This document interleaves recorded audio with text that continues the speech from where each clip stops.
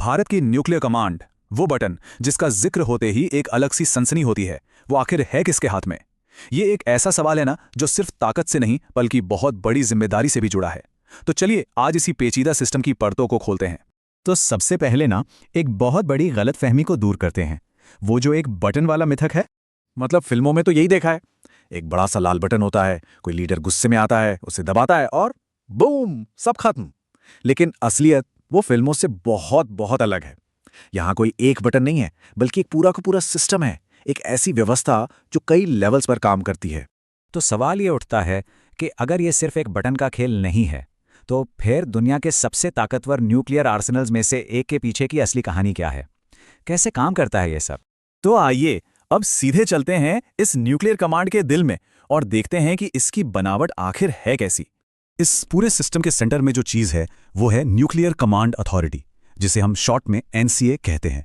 अब ये एनसीए ही वो अकेली संस्था है जिसके पास न्यूक्लियर वेपन्स के इस्तेमाल का ऑर्डर देने का अधिकार है। और सबसे ज़रूरी बात, ये पक्का करती है कि इन हथियारों पर कंट्रोल हमेशा सिविलियन लीडरशिप का रहे, मिलिट्री का नहीं। और मजे की बात यह है कि एनसीए कोई एक सिंगल बॉडी नहीं है, नहीं, ये असल में एक टू पार्ट सिस्टम है और इसे बनाया ही इसलिए गया है ताकि कोई भी फैसला बहुत सोच समझकर ठंडे दिमाग से लिया जा सके। तो ये दो हिस्से कौन से हैं? पहला है पॉलिटिकल काउंसिल और दूसरा है एग्जीक्यूटिव काउंसिल। अब इसे ऐसे समझिए, पॉलिटिकल काउंसिल जिसके हेड प्रधानमंत्री होते हैं, वो है डिसीजन मेकर, मतलब फाइनल फैसला इन्हीं का होता है। और दूसरी तरफ जो एग्जीक्यूटिव काउंसिल है, उसका रोल है सलाह देना, सारा इनपुट और जानकारी देना और फिर जो भी फैसला लिया गया है उसे लागू करवाना। तो मतलब साफ है, जो सबसे बड़ा फैसला है न्यूक्लियर लॉन्च का ऑर्डर देने का, वो पावर आखिर में प्रधानमंत्री की अध्यक्षता वाली पॉलिटिकल काउंसिल के पास ही है।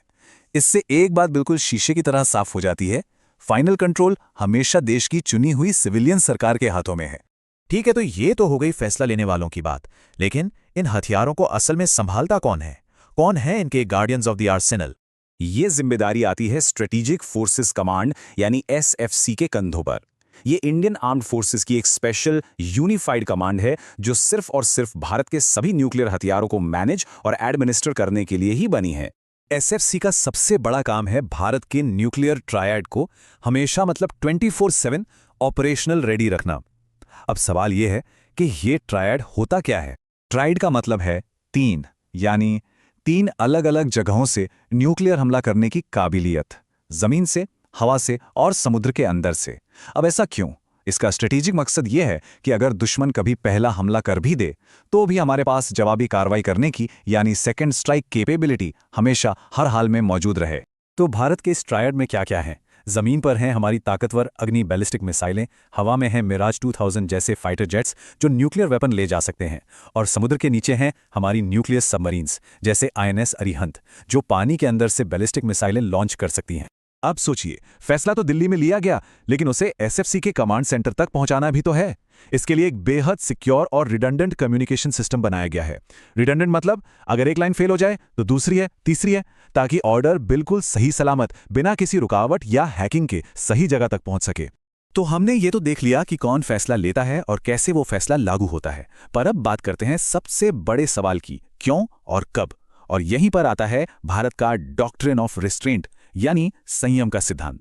तो इतनी जबरदस्त ताकत हाथ में होने के बाद वो कौन सी सोच है, कौन सी फिलॉसफी है जो इसके इस्तेमाल को गाइड करती है?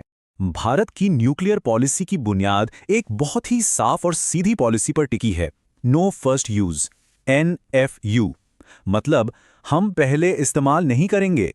ये एक वादा है कि भारत कभी भी किसी पर पहले न्यूक्लियर हमला नहीं करेगा।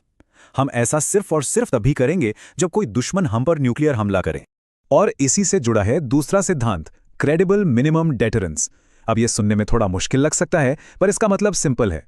इसका मतलब है कि हम हथियारों की होड़ में नहीं हैं, हमें बस इतने यानी मिनिमम हथियार रखने हैं जो क्रेडिबल हों, मतलब इतने असरदार हों कि दुश्मन को पता हो कि अगर उसने हमला किया तो उसे इतना नुकसान होगा कि वो सोच भी नहीं सकता। मकसद हमला करना नहीं बल्कि हमले को रोकना है।